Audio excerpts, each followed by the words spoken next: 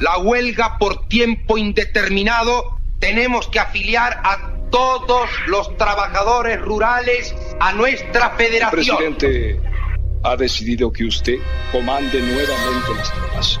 Estos salarios reemplazan a los del anterior convenio que queda definitivamente derogado.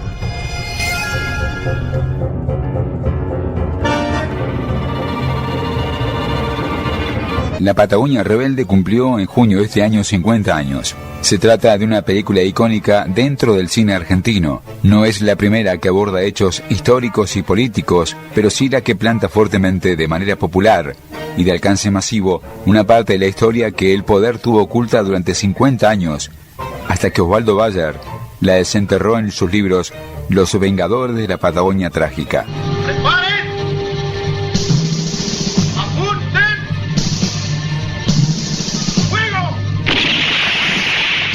Por eso que para muchos es posiblemente la película más valiente, testimonial y épica del cine argentino. El cantautor Héctor Océs cuenta lo importante que fue la película. Una cosa importantísima que terminó, digamos, de abrir ese escenario que digo yo, ese telón que yo digo, fue la película La Patagonia Rebelde, que cuenta con un guión de Osvaldo Bayer. Es decir, que la película fue muy explícita. Prácticamente todo lo que se relataba ahí, salvo algunas cosas de ficción, eran tal y cual como había ocurrido. Así que luego del libro, la gente tuvo oportunidad de ver en una película realmente la huelga en acción. Muchas cosas interesantes, como la huida de Antonio Soto, cuando a pesar él había hecho una moción en la asamblea de resistir y la asamblea aprueba la moción de rendirse ante los soldados y entonces él se va a Chile. No esperaba este final. No lo esperaba.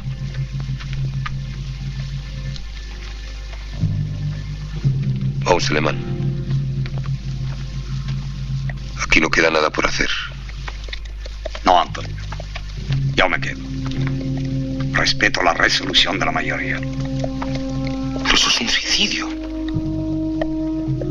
Te fusilarán a ti, el primero. Siempre acaté la resolución de mis compañeros, aunque se equivocaran. Hoy han elegido la muerte. Yo también la respeto. Pero no soy carne para tirar a los perros. Si es para pelear, me quedo. Pero los compañeros no quieren pelear. Yo sí. Yo seguiré luchando.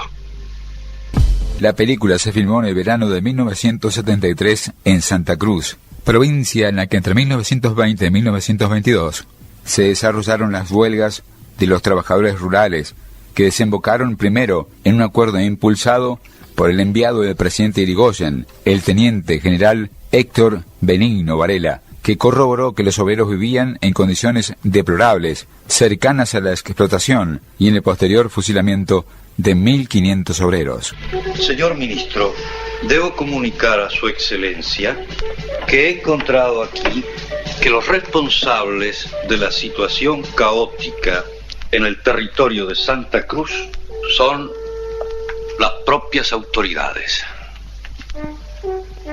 Y que a la policía se la puede catalogar como malísima. Primero fueron los libros. La historia llega al cine cuando Héctor Olivera lee una nota de Osvaldo Bayer en Todo es Historia. Por un lado, venía muy cansado de 7 años de gobierno militar, venía Levingston Lanuse, con una censura desde infantil, tonta, hasta seria, grave, política, etcétera. Cuando me entero por Todo es Historia, un artículo de Osvaldo Bayer, de lo que había ocurrido en Santa Cruz, dije, caramba, esto, yo creí que ser una persona informada, y no sabía nada que esto había ocurrido. Compré los 3 tomos, en ese momento eran 3, después el 4 se editó en Alemania, de Los Vengadores de la Patagonia Trágica, y bueno, dije, esta es la película. La película se filmó en el verano de 1973 en lo que se denomina la primavera camporista. Su director, Héctor Olivera, asegura que era el momento adecuado. Luego se demostrará que en realidad era único.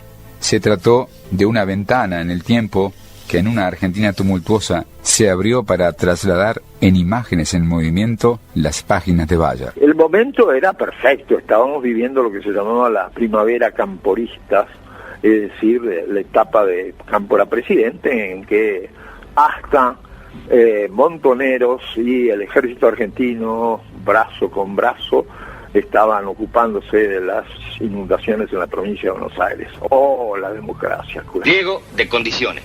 Primero, quedan abolidos los camarotes. Segundo, en cada casa de peones habrá un lavatorio para higiene, para lavarse. Tercero, la luz será por cuenta del patrón. Un paquete de velas mensual por cada peón. Cuarto, cada estancia tendrá un botiquín con instrucciones en castellano y no en inglés. Quinto, sueldo mínimo para ovejeros, campañistas y arreadores. 100 pesos. Justo, no lo que se paga ahora. Sexto, para fomentar el aumento de la población, se dará preferencia a los peones con familias y con hijos, y no como ahora, que se conchaba solamente a los solteros. Séptimo, los estancieros deberán reconocer como único organismo representante de los obreros a la Federación Obrera de Oficios Varios de Río Gallegos, adherida a la Fora. El entusiasmo de Olivera chocó con la negativa inicial y muy firme de Osvaldo Bayar, que tenía temor que se desvirtúe su investigación y la verdad de lo ocurrido en esa Patagonia trágica y rebelde. Así lo recuerda la periodista Mariana Dufour. Osvaldo tenía muy buenos recuerdos de la filmación de la película La Patagonia Rebelde y muy buenos recuerdos de su director, Héctor Olivera, a quien conoció al mismo tiempo en que se filmaba la película. Una relación además que se conservó hasta el final de los días, una hermosa amistad porque se querían y se respetaban mucho. Pero al inicio, cuando Héctor Olivera lo llama por teléfono para proponerle hacer la película, Osvaldo no quiso saber nada. Le inventó 1001 excusas. No quería saber nada porque ya había sido engañado una vez por otro director y no quería volver a pasar por ese trance. Lo que él no quería era que le mintieran la verdad, que le transfiguraran la verdad, que se la dulcificaran a la película. Como Héctor insistía en su propuesta de hacer la película, él le dijo: bueno, pero entonces yo voy a hacer el libro, yo voy a hacer el guión de la película y además voy a estar presente durante la filmación. Bueno, ¿cómo no?, le dijo Héctor Olivera después de pensarlo 2 segundos. Como le dijo a todo que sí, no tuvo más remedio que aceptar. Osvaldo Bayar, convencido y convertido en guionista, comienza el armado del elenco, uno de los más ricos del cine argentino. Luego de eso, el desafío era cumplir con otra meta: filmar la película en los escenarios naturales, llegar a esos lugares en aquella época donde la Patagonia era aún más lejana e inhóspita. Era, si no imposible, al menos muy, pero muy complicado y costoso. Me lo temía. Cuando nos atacaron a mansalva lo comprendí todo. Antonio, solo nos queda luchar, enfrentarlos. Luchar con estos hombres. La mayoría ni siquiera sabe manejar un arma. Hay que enseñarles. Oye, Alemán, los compañeros ya nos están mirando torcidos, ¿sabes? Así lo cuenta y recuerda Luis Brandoni, que interpretó nada más y nada menos que al gallego Soto. Es una de las grandes, si no la más grande, producción cinematográfica de la historia argentina. Hoy sería muy, muy complicado filmar una película como esa, porque fueron unos gastos brutales, digamos. Llevaron 3 camiones Mosquito con automóviles de la época para eso, a unos 3.000 kilómetros de distancia, de modo que ya supimos enseguida más o menos quiénes íbamos a estar. Tiene una característica peculiar la película, salvo una pequeña escena en que se festeja el 1 de mayo y hay una actriz, Majenka Novak, que aparece cantando una canción en el ámbito del sindicato. Pero bueno, después yo creo que se juntó un elenco muy, muy notable, de hombres y de grandes actores como los tuvo, y creo que es una tarea de dirección y de iluminación extraordinaria, tanto de Héctor Olivera como de Caula, que fue el director de fotografía. Pero fue muy linda, muy trabajosa, se filmó en varios lugares de la provincia. Tengo que aclarar que los interiores, todas las escenas de interiores se filmaron en el estudio Baires en Buenos Aires. Queremos decirles que a mí no se me habla con el sombrero puesto, ¿eh? Nosotros no queremos enfrentarnos con el ejército. Solo pedimos que se dé libertad a los compañeros presos y se cumpla el convenio rural. He venido personalmente para que no queden dudas con respecto a mi posición. Rendición incondicional o pena de muerte para todo el que se resista. Esperábamos que viniera a hacer cumplir el convenio que usted mismo firmó. Y que ustedes no cumplieron. Los patrones. Los patrones y ustedes. Todos. Mire, no me hable de convenios. Esto es lo único que importa. Héctor Alterio, que personifica al teniente general Varela Zavala en la película, rescata la conformación del elenco y la tarea que como director, pese a las dificultades técnicas, políticas y sindicales, cumplió el director Héctor Olivera. Tuve una buena relación, trabajaba gente muy amiga y que ha desaparecido toda con el tiempo, la mayoría, a excepción del director. Tengo entendido, sigue haciendo películas Olivera, y eso me posibilita pensar que está bien, ¿no? Pero bueno, son muchos kilómetros de distancia, muchas cosas distintas que se hacen tanto en el trabajo, pero en ese momento consiguió reunir a una cantidad de gente para darle credibilidad a todas las partes más importantes de la película, y lo logró con un empeño, con un talento y con una bonomía estupenda para llevar adelante con tanta gente esa película. La filmación, toda una proeza, fue posible por la mencionada Primavera Camporista, que bien la repasa para este radio documental Esteban Bayer, hijo de Osvaldo Bayer, quien también rescata el fuerte apoyo del gobernador de Santa Cruz, Jorge Zepernik, quien como la casi totalidad del equipo artístico, luego sufrió persecuciones y hasta cárcel. Creo que en otro momento esa película nunca se hubiese podido filmar en aquellos tiempos. Tuvo el apoyo de mucha gente, del Instituto Nacional de Cinematografía, de la provincia de Santa Cruz y sobre todo del gobernador, en aquel entonces don Jorge Zepernik, muy comprometido para que se filmara esa película, que ofreció mucha ayuda, ya sea en créditos de la provincia para ayudar la financiación, ofreció también a los cadetes de la policía provincial para que hicieran de extra, movilizó también a la juventud peronista, que hicieran de extras como peones o en las marchas de protesta, y también facilitó la infraestructura en la provincia. Y hablando de Zepernik y el terreno, una persona que fue clave para la producción y para que la película pueda rodarse fue Roberto Arismendi, en aquel entonces un joven militante a quien el gobernador de Santa Cruz le encomendó hacerse cargo y atender cada una de las necesidades de Osvaldo Bayer primero, a quien acompañó en la investigación, y luego a Olivera en la filmación. Tanto colaboró y se enganchó Roberto con el equipo que hasta hizo un papel. Arismendi no es otro que el vaquero americano Frank Cross. Don Jorge Zepernik había entablado una relación así de respeto y simpatía con Osvaldo Bayer, que comenzó a venir en un momento en el año, pongamos que en el 71, 70, decidió dar un apoyo económico por parte de la provincia, todo lo que fuera necesario para hacer la producción aquí, que se iba a hacer como algo inédito en la Argentina, que era siguiendo los pasos de los protagonistas y de los hechos en los mismísimos lugares donde habían sucedido. ¡Facón! ¡Entréguese! Vengo a parlamentar con el comandante Zavala. ¿Quién me quiere hablar? Deténganlo. Por asesino de soldados argentinos.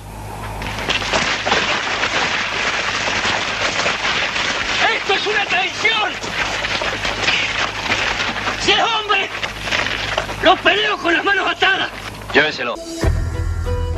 La Patagonia Rebelde cumplió 50 años. Su director, Héctor Olivera, nos recuerda cómo surgió la película, su trabajo con Osvaldo Bayer, un anarquista con un antiperonista gorila, como el propio Olivera se define, conflictos con los técnicos y actores. También recuerda el éxito de la película que estuvo solo 4 meses en cartel y ganó el Oso de Plata cuando ya comenzaba a ser prohibida hasta el retorno de la democracia, ocurrido una década después. Ayala y yo nos pusimos en contacto con Bayer y empezamos a trabajar con este gran estudioso y querido amigo que se nos fue en el tema, y a partir de ahí surgió la película. Para mí fue un queridísimo amigo, incoherente para un día Ana, la hija, dice, mira, mamá, por Merlis, la mujer de Osvaldo, a quien quise mucho también, decía, ¿qué incoherencia es este anarquista que era Osvaldo tan amigo de ese burgués que es Héctor? Cuando a mí me dicen burgués, gorila y todas esas cosas, a mí no me molestan nada, porque fui antiperonista desde el primer día que fui a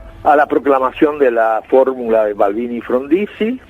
Eran cosas de la por ejemplo, el sindicato de la industria cinematográfica, que son los técnicos, y la Asociación Argentina de Actores nombraron conjuntamente un estudiante de leyes laborales para que controlara de que durante el rodaje se cumplieran los convenios laborales. Y algo que no había ocurrido nunca con ninguna película. Yo les decía a algunos de los muchachos, pero ustedes se dan cuenta, estamos encarando una película que es un canto al gremialismo, al sindicalismo, por supuesto anarquista, pero al principio de lo que es el sindicalismo en la Argentina hoy, y nos enchufan este personaje que lo único que hace es joder. Por ejemplo, un día digo, bueno, corte, vamos a hacer otra toma, camino 3 pasos, doy vuelta y digo, cámara acá, y estaba todo el mundo parado. ¿Qué hacen? Aparece el señor y dice, son las 6 de la tarde y no ha llegado la merienda. Estábamos en medio del desierto patagónico. Mire, habrá pinchado una goma a la estanciera. Y efectivamente fue así. Apareció después la estanciera con los sándwiches de salame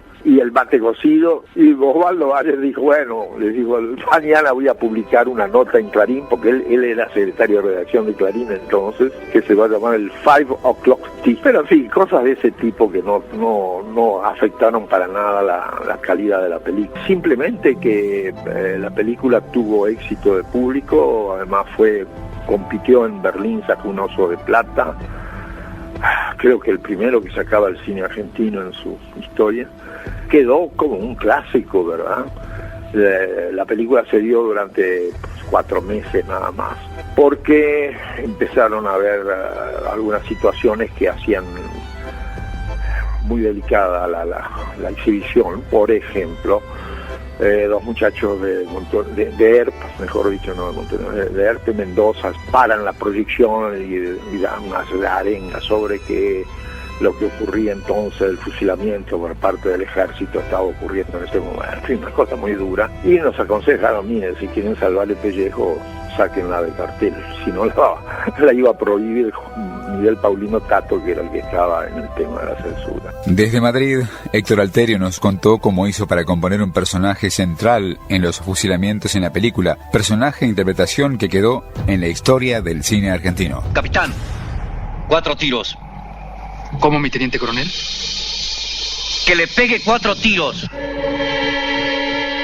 Vamos, sargento. Vamos, comandante.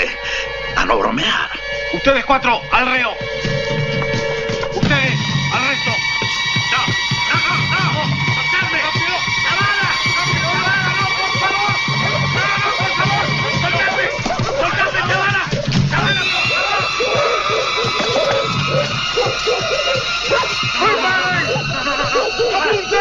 ¡Chavana, por favor! ¡Chavana! ¡Por favor!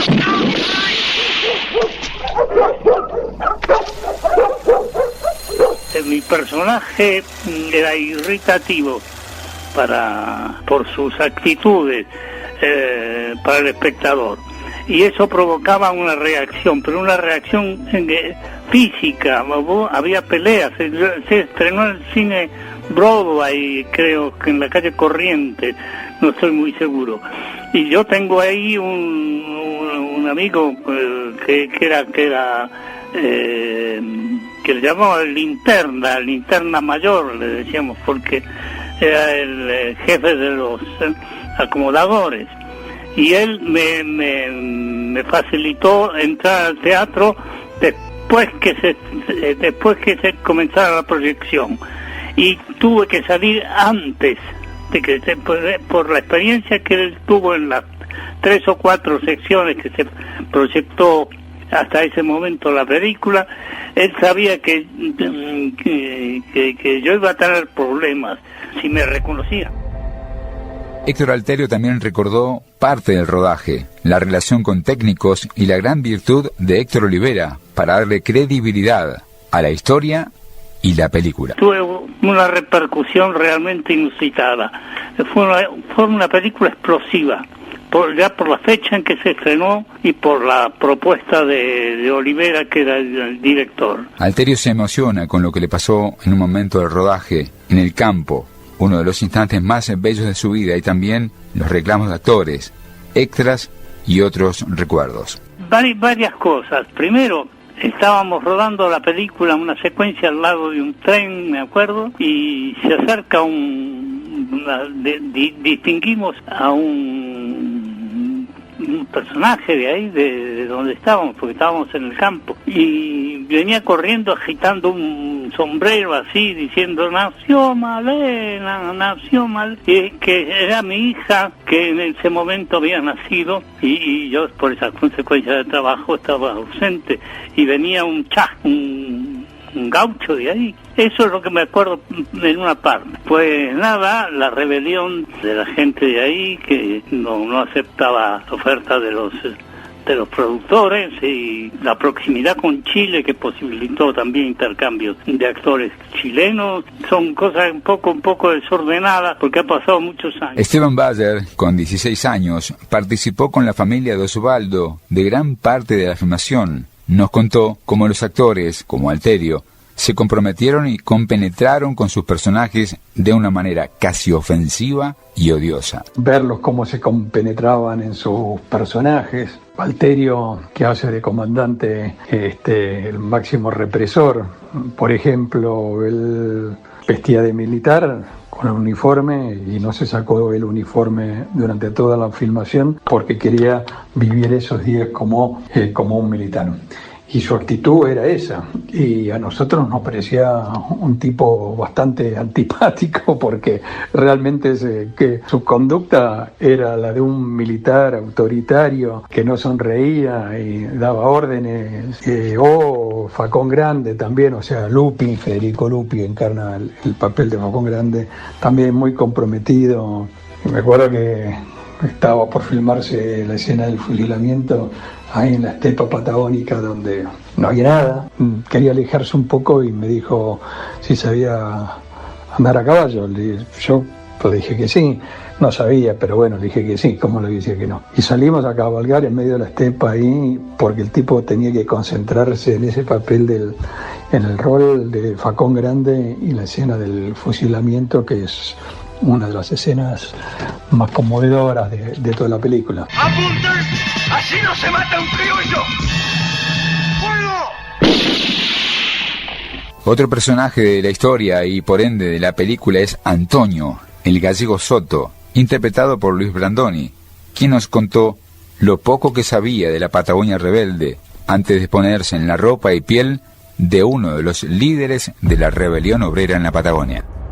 Yo tenía conocimiento de que Borrero, creo, había escrito un libro que se llamó La Patagonia Trágica, ¿no? Eso lo sabía, y sabía el episodio, más o menos lo conocía. El libro no lo leí porque la empresa que manejaba la Patagonia trató de comprar todos los ejemplares y hacerlos desaparecer. Quedaron unos pocos que fueron los testimonios de lo que había escrito Borrero, que era periodista y era español. Eso era lo que yo sabía, y bueno, y de lo que había ocurrido, pero no más que eso. Brandoni también recordó cómo se acercaba a la gente a la filmación para dar data y anécdotas tanto de los fusilamientos como de la pelea de los sindicalistas. El acuerdo con el director, él tenía que hablar en español, porque ¿sabés cuál era el trabajo del Gallego Soto? Era tramoyista de teatro, y él llega al lugar donde se queda, que es en Río Gallegos, porque él ya era dirigente gremial, se va a Buenos Aires a un congreso de trabajadores, y cuando vuelve en un barco, desde luego, y ahí conoce una familia española que se iba a radicar a Río Gallegos, y tenía una hija de 15 años, de la cual, por supuesto, el Gallego Soto se enamora. Y además otra particularidad que no pudimos aprovechar es vos viste que el personaje del Gallego Soto está con una especie de briche, ¿no? Ahí en ese encuentro con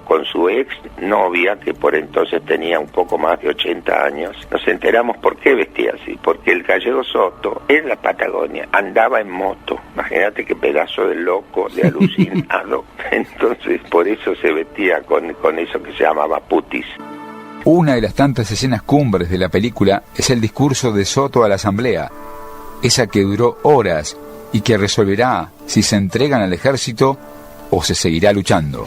¡No aceptéis! ¡Os fusilarán a todos! Ni uno solo quedará con vida. Compañero, no confiéis en Zabala. No os rindáis. Sois obreros, sois trabajadores. Compañeros, a seguir con la huelga. A triunfar definitivamente para conformar una nueva sociedad donde no haya pobres ni ricos, donde no haya armas, donde haya alegría y respeto por el ser humano. Eso se hace porque uno es actor y tiene que interpretar con la emoción y la trascendencia de ese discurso, porque sabía que se estaban jugando el futuro en ese momento. Me parece que eso es un acto de interpretación. ¿Usted volvería a interpretar a Soto de la misma manera? Sí, lo haría igual. Brandoni tuvo el desafío de hablar como Soto. Además de sus herramientas, el actor tuvo otra gran ayuda. Fue muy, muy lindo. Primero, el desafío de tener que hablar más o menos correctamente el español que hablaba Gallego Soto. Después el personaje tenía situaciones preciosas y muy lindas para interpretar.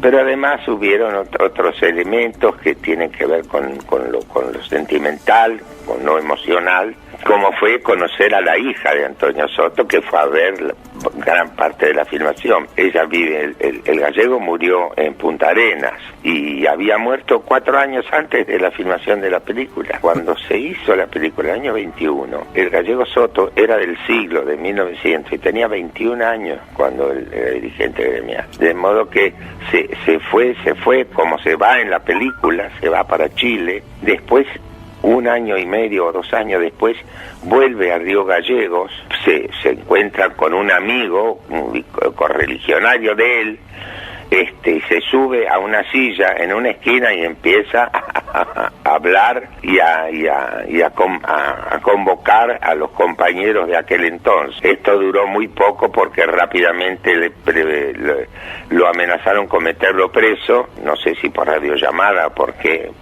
sistema. Le avisaron a todo el mundo que andaba por ahí el Gallego Soto, de modo que no le quedó más remedio que volverse a Punta Arenas, porque en ningún lado ni la daban ni comida ni agua. Que ese fue el final del Gallego Soto, que no pudo pelear como hubiese querido, como dice el personaje. Fue muy emotivo mi encuentro con su hija, que estaba reviviendo todo ese tema del cual el gallego debe haber hablado mucho y muchas veces. Incluso me encontró parecido a su papá. La hija de Soto, Isabel, desde Chile, nos contó esa participación y lo que sintió cuando se estrenó la película. Yo estuve en la filmación para poder hacer que Beto Brandoni hablara más como Antonio Soto, pareciera más y bueno, fue hermoso. La verdad que yo estuve muchos días con ellos ahí y bueno, cuando la vi armada la película, la vi en un preestreno en Buenos Aires y claro, por supuesto que lloré porque era la historia de mi papá, a pesar de que yo la había leído y releído los libros de Osvaldo, pero verla en el cine era la historia de mi papá. ¿Sí? ¿No duerme mi teniente coronel? Los condenados ya están en el galpón de Esquila, cada uno con una vela para facilitar su custodia. Muy bien. Para mañana, ¿se mantiene la orden o...? Capitán, sí, se mantiene la orden. ¿O quiere que los deje a todos en libertad? Aquí no se trata de perdonar o castigar. Se trata de terminar con los rebeldes. Prefiero liquidar 100 cabecillas antes que el día de mañana mueran 1000 inocentes. Tal vez puedan decir que fui un militar sanguinario, pero jamás podrán decir que fui un militar desobediente. Bruno Napoli, investigador de historia, fue curador del archivo de Osvaldo Bayer y compartió muchos momentos y charlas sobre la película en el Tugurio de Osvaldo. Esto nos comentó. Recuerdo la memoria de Osvaldo Bayer sobre la Patagonia Rebelde, hecha película. Una memoria de varias piezas, ¿no? Una memoria por un lado muy risueña y muy emotiva por los pormenores de la filmación, por las condiciones durísimas en las que se hizo la película. A ver, en términos climáticos, que eso solo lo pueden conocer quienes viven en la Patagonia y saben de esas condiciones. En términos políticos, un momento de enfrentamientos muy grandes, enfrentamientos políticos y de pasiones políticas desatadas en la Argentina, con el ejército argentino, por supuesto, jugando un papel principal en esos enfrentamientos fratricidas de las pasiones políticas del país en ese año 74. La necesidad de hacer pronto la película para que no les cayera la censura encima. Y ahí aparece también ya no una memoria risueña, sino una memoria política potente de Osvaldo, que recordaba el apoyo incondicional que tuvieron del gobernador Zepernik, que iba a pagar muy caro esa ayuda a la filmación, pues estuvo preso varios años por esa y otras actitudes militantes que había tenido, ¿no? Pero ayudar a hacer una película que habla sobre el ejército argentino fue muy caro para él y para su vida posterior. Efectivamente, tanto el director como Osvaldo, el gobernador Zepernik y los actores sufrieron persecución, exilio o cárcel. Así lo recordó Héctor Olivera. Estuvimos en una lista de la AAA que si en 72 horas no abandonábamos el país seríamos pasados por las armas, pero nos quedamos y sé que a mí me fueron a buscar, pero yo en esa época era un señor que vivía en una casa muy importante en las Lomas de San Isidro y demás, y se ve que eso hizo sugerir a los señores del Falcón Verde que no podía ser que ese fuera un bolche revolucionario. Así que, según un vecino mío que vio todo, me dijo, mira, te salvaste porque pareces más bien un empresario rico que un realizador de películas inconvenientes para el Estado. En fin, Fernando Ayala tenía un cuñado que era militar, casado con una hermana. Le contó que hablando con un grupo de coroneles y que sabían la vinculación con Ayala y conmigo, le dijeron, mira, decirle a Olivera que se salvó de ser boleta con la Patagonia Rebelde porque trató con mucho respeto al personaje del coronel. Se ve que él tiene formación militar. Luis Brandoni fue amenazado por la AAA y estuvo un tiempo exiliado. Algunos actores nos costó caro. Los militares, por ejemplo, en algún momento alguien intentó hacer una defensa mía y dijo no, porque él hizo la Patagonia Rebelde, dice el gallego Soto, y dice, pero él es un actor, lo tiene que hacer bien. Dice, no, pero puso mucho entusiasmo en eso. Así que te puedes imaginar, sí, pagué un precio y otros compañeros también pagamos un precio alto por la participación. Héctor Alterio tuvo que irse a España, donde vive desde entonces. Recién pudo volver a la Argentina con el retorno de la democracia. Esto recordó sobre la amenaza de muerte que recibió su mujer en su casa. Concreto, una amenaza de muerte. Le llegó a mi mujer, y mi mujer con mi hija recién nacida, ¿no? Le llegó a mi casa una carta donde concretamente decía que si no abandonaba el país en 48 horas, yo sería exterminado en el lugar donde me encuentro. Y eso, imagínate que era la primera vez. Se reunió el consejo de actores, provocó titulares, había un titular que decía 5 condenados a muerte se escapan, porque era yo que me mandaron la carta, después estaba Brandoni, Soriano, otros 4 más, no me acuerdo, y todos desaparecieron yo me quedé aquí, no tenía otra posibilidad. Éramos 5 los primeros amenazados. El tiempo pasó y eso lo utilizaron como titular no me acuerdo qué periódico era. 5 condenados a muerte, eso sí no me olvido. 5 condenados a muerte se escapan. Osvaldo Bayer también recibió amenazas y luego tuvo que irse al exilio. Así lo recordó su hijo Esteban. Le cambió la vida a mucha gente, en varios sentidos lo digo. A muchos de los actores les cambió la vida porque se tuvieron que ir al exilio con su familia, como Héctor Alterio, que se radicó en España. Nuestra familia también. A don Osvaldo lo amenazaron las 3A. Poco después de haber sido estrenada la película, le prohibieron el libro Los Vengadores de la Patagonia Trágica, prohibieron la película, y él mismo con todos nosotros, con la familia, también nos tuvimos que ir al exilio. Bueno, pero córtela, pues, compañero. Estamos perdiendo el tiempo. Y todos sabemos que sale esta campana en Río Perro. Aquí nomás. Entonces tenemos que ir ahora mismo, que es lo que vamos a hacer, pues. ¿Cómo que vamos a hacer, compañero? ¿Resistir? ¿Resistir con las armas? ¿O acaso no saben que el asesino Zavala ha matado a Ramón Uterello y a decenas de compañeros en Cañadón León? ¿Pero de dónde sacó eso? ¿Que lo vio usted acaso? No lo he visto, pero me merece fe el relato de un compañero. Ah, no lo vio, se lo contaron entonces, po. Ya hemos escuchado lo que significó la película para Isabel Soto, la hija del gallego. Pero hay otros descendientes de fusilados. Tomás Ruggiero, nieto de José Rogelio Ramírez, señala la importancia de la película y qué pasó cuando conoció su historia. Yo voy a ver esa película cuando se estrena. El momento del estreno fue una situación muy particular del país, segundo gobierno de Perón. Se escuchaba y se comentaba que en las distintas salas donde se estrenó habían puesto bombas o hubo amenaza de bombas.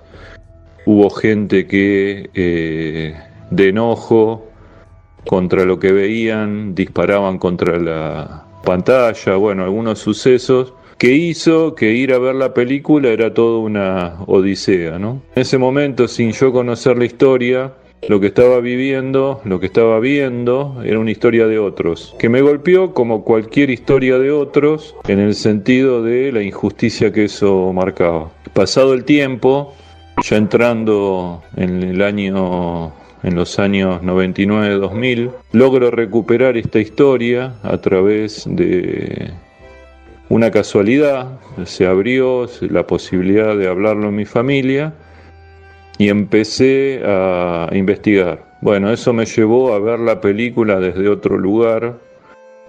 Y acá rescato lo que decía al comienzo, el rigor histórico de la película. Más allá de ser un hecho artístico, tiene un rigor histórico muy importante. Néstor Daffinotti, nieto de Albino Argüelles, también rescató la importancia de la película porque hizo público un hecho horroroso en la Argentina. En mi caso personal, que conocía la historia a través de mi madre y de mi abuela, que la habían padecido en carne propia, significó la alegría que para ellas significó que tome estado público un hecho horroroso que ocurrió en la Argentina Lo que en el caso de mi abuela transformó a su compañero prácticamente en un bandido rural, en algo que no era otra cosa que un luchador por derechos de los trabajadores. Entonces, esto mismo ocurre con gran parte del pueblo argentino, cuando una verdad oculta casi 50 años sale a la luz y con un rigor tan estricto, tan inapelable, merced a los trabajos de Osvaldo Bayer, que ya no se pueden negar. Entonces, a partir de ese momento, a partir de la proyección de esa película, empieza a trabajar, y por suerte al día de hoy, ya con la verdad conocida, ya con la verdad irremediable y la exigencia de que esa verdad se transforme en justicia, ya es imparable, ya los jóvenes saben que esto tiene que ser recordado permanentemente. ¿Qué quieren? Representamos la Federación Obrera. Venimos para tratar de igual a igual las condiciones de un arreglo. De igual a igual. ¿De qué nacionalidad es usted? Español. ¿Y el otro? Polaco. ¿Y ustedes dos extranjeros alzados quieren imponerme condiciones a mí? ¿Pero condiciones de qué, hijos de puta? ¿Condiciones de qué? Sargento. Afuera. Vamos, vamos, vamos. Capitán, adelante hacia la columna. Un suboficial y bandera blanca. Va y les pide rendición incondicional. Bien, mi teniente coronel. Entre las historias y mitos que tiene la película se destaca, sin dudas, el cambio del final. El guión original de Bayer preveía cerrar con uno de los actos más dignos que se dieron dentro de los fusilamientos, como fue la rebelión de las putas de San Julián. El final era poner en escena la negativa de esas mujeres de amores y placeres pagos a acostarse con los milicos fusiladores. Con asesinos no nos acostamos. Con ese final no solo se ponía en valor ese gesto, también se inclinaba a el fuerte desnivel masculino que tiene la película, donde la única mujer, Masenka Novak, aparece de refilón, cantando...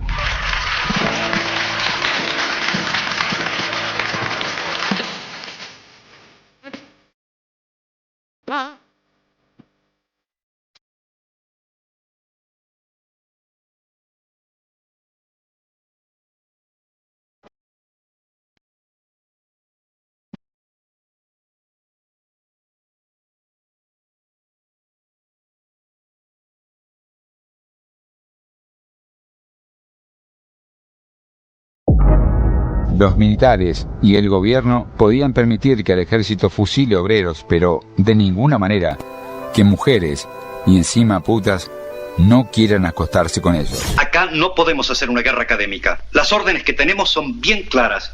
Liquidar de cuajo la subversión. Pena de muerte. Todo aquel que se resista será pasado por las armas, sin pestañear. Hay que limpiar de rojos la Patagonia. La profesora de Historia y Crítica de Cine, Cristina Barile, nos cuenta por qué se cambió el final. Hay un final previsto por la película en donde se ve a las prostitutas de Santa Cruz que niegan atención o servicio a los militares que habían cometido estos asesinatos. También se plantean ellas como desobedientes.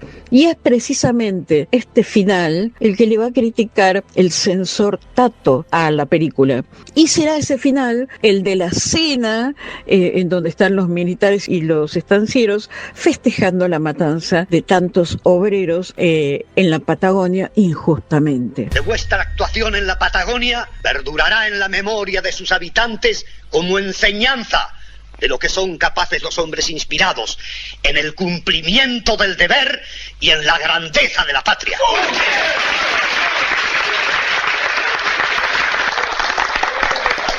Amigos, for he's a jolly good fellow, for he's a jolly good fellow, for he's a jolly good fellow,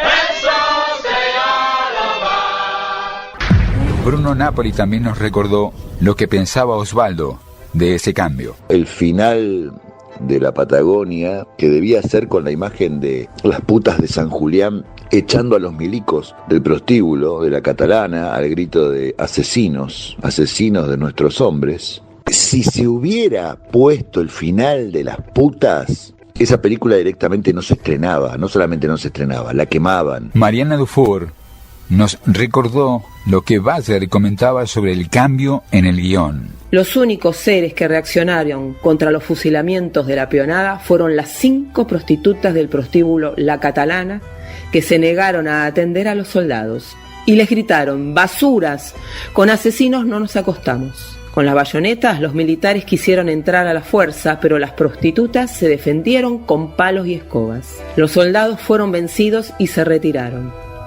Las mujeres entonces fueron llevadas presas y expulsadas de San Julián. Nos contaba esa escena que daba fin a la película La Patagonia Rebelde. Para el director Héctor Olivera, el cambio del final no fue un problema.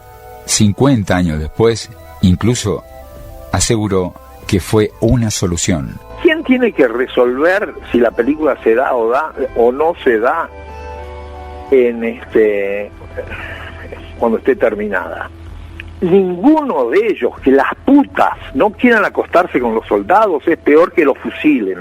No, Ahí yo me alegré muchísimo como director, porque había 2 finales, o el For He's a Jolly Good Fellow que le cantan al coronel los estancieros, o ese. Y para ese había que armar toda una historia, no podían aparecer como paracaidistas las putas en la historia. Realmente era sacarme un temazo de encima. La verdad es esto, que para mí como relator de la historia era un clavo, porque yo no puedo presentar de repente a las prostitutas de San Julián, que no tenían nada que ver con las de Río Gallegos, por cierto, en la película si no ha habido una historia antes, e incluso íbamos a armarle algo que no era verdad al personaje de Luis Brandoni, con Telma Viral, que fue apalabrada. Quizá haya un personaje en la película para esto. Así que fue un tema que la sensatez más que la censura, porque la prueba es esto, pero vio la película en Olivos y dijo que estaba muy bien, pero que no se podía dar por situaciones. Y después por un problema que él tuvo con el comandante en jefe Anaya del ejército en ese momento, dijo que se da en todo el país. El final no fue el pensado y escrito, pero si uno desconoce eso, no puede dejar de reconocer que es un final perfecto. Eso es gran mérito de la escena del director y de ese Héctor Alterio, como reseña Alejandro Bodart. Con un solo gesto cuenta toda su decepción. El final es en sí esclarecedor. En tan solo un gesto de Héctor Alterio se descubre la decepción y el asco contenidos en un oficial que no puede hasta ese momento cuestionar las directivas recibidas, confrontar con la verdadera cara de quien le da las órdenes. ¿Para estos tipos maté yo?, parece preguntarse el coronel Zavala al ver a los terratenientes celebrándolo en inglés, disfrutando de sus beneficios. La película, como dijimos, solo pudo exhibirse 4 meses. Con el retorno de la democracia, la Patagonia Rebelde vuelve a aparecer para ser abrazada, ahora sí, por la mayoría del pueblo argentino, harto de dictadura, muerte, desaparecidos y tortura. Así lo recordó Roberto Arismendi. La vuelta de la democracia fue primero la expectativa de decir, bueno, ¿cuándo vamos a poder ver la Patagonia Rebelde? Y después ya toda la cuestión de hacerle la promoción, de preparar todo, y se lanzó en todos los cines de todas las provincias. Fue un acontecimiento importantísimo, porque era la vuelta a la democracia, las cuestiones de cierta libertad que se empezaban a sentir y a ejercer además por parte de la gente, y esta película llena de premios, llena de mitos, porque pasaba el tiempo y cada vez era más un misterio, había que verla la película. 50 años después, ¿qué se sabe de la Patagonia Rebelde? ¿Qué significó la película para esa generación? Nos lo cuenta el guionista Martín Salinas. Mientras pensaba cómo sintetizar el impacto que produjo la película La Patagonia Rebelde en mi generación, cuando se estrenó en el año 74, me di cuenta que puedo citar al actor negro Covin Toole en una entrevista que le hicieron esta semana, en donde dice: hay que plantar la semilla de ciertas conversaciones. La película de La Patagonia Rebelde fue una de las muchas películas que en ese momento plantaron lo que sería semillas de conversaciones, tal como dice Toole, en una generación que de alguna manera a partir del 55 y al 73 crecimos sometidos a la censura que fueron imponiendo las diversas dictaduras militares. Creo que lo mismo se puede decir de películas como La de los Hornos, de Getino y Solana, Las tres A son las tres armas de Cine de la Base, o los cines de Humberto Ríos y Jorge Sanginés de Bolivia. Todas fueron semillas que a su vez germinaron colaborando en la toma de conciencia de toda una generación acerca de quién es quién en la Argentina y el mundo. Porque la película, después uno pasaba a leer el libro de Bayer, que fue sobre el que se basó la película, y de ahí uno podía después pasar a Abelardo Ramos y los 5 tomos de la Revolución y Contrarrevolución en Argentina, o Las Venas Abiertas de América Latina, o La Hora de los Pueblos y la Comunidad Organizada de Perón, y de ahí a Los Condenados de la Tierra de Franz Fanon, y más allá. Y si ponemos el foco en lo que está pasando hoy en día con el proyecto cultural negacionista y macartista que se está intentando imponer, y esto es desde los mismos factores de poder que estaban detrás de la represión y los asesinatos de la Patagonia Rebelde, creo que en ese sentido la película La Patagonia Rebelde está hoy más vigente que nunca, y es una semilla que creo que hay que volver a plantar y replantar las veces que sea necesario.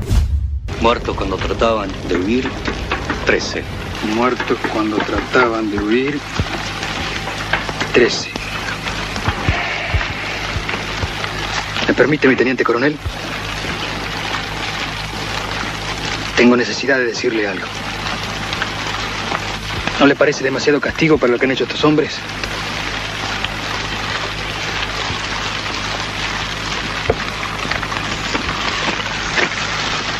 ¿Usted cree que a mí me gusta fusilar?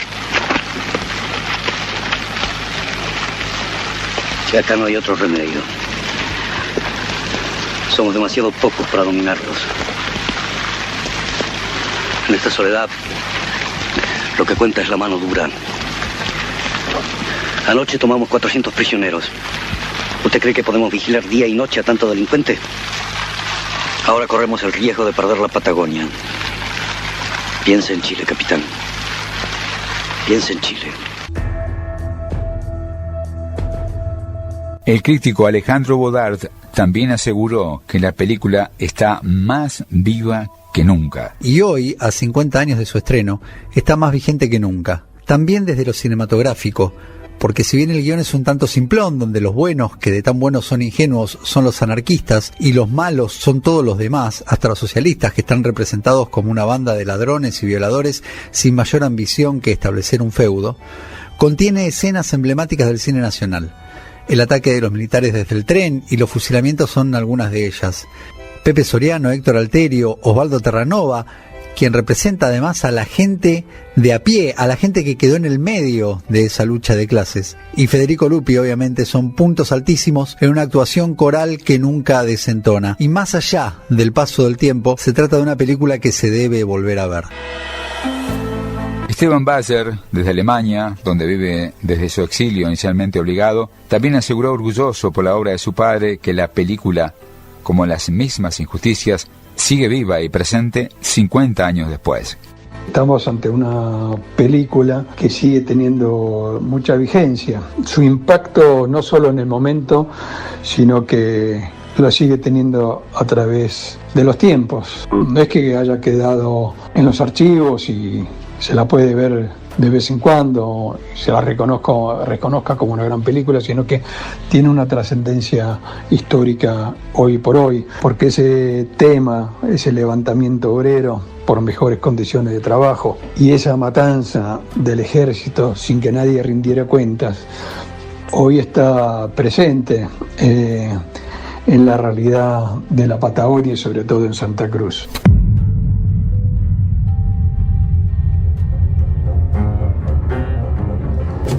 Patagonia despierta. La Patagonia Rebelde es una película icónica del cine argentino, latinoamericano y mundial. Es un canto a la lucha, a la perseverancia y a la dignidad de los primeros NN masivos de la Argentina. aquellos obreros que durante 50 años bajo tierra gritaron justicia, solo con una anónima cruz que los identificó como a los caídos por la libertad. Aquí, en vez del diálogo, aceptarse el diálogo, el ejército argentino fusiló a los peones rurales.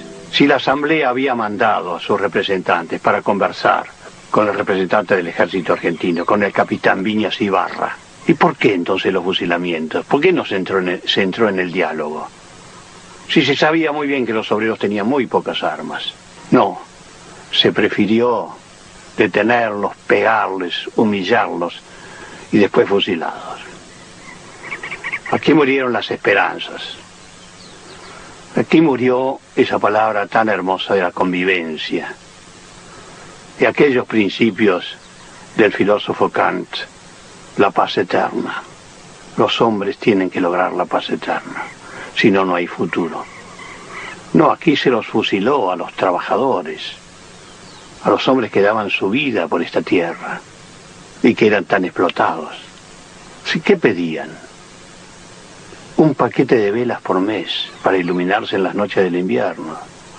Que el botiquín estuviera en español y no en inglés. Y después otra cosa realmente generosa, que también se permitiera trabajar, entrar a los peones casados con sus mujeres, como dicen, para así poblar estas soledades.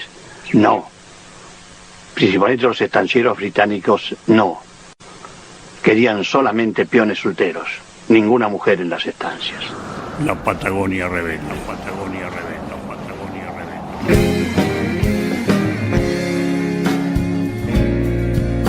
Investigación, entrevistas y guión, Saúl Herscovici. Locución, José Luis Bamonde. Edición y sonido, Leonardo Enríquez. Resiste la Patagonia rebelde en la idea de ser solo viento, señor de la ley.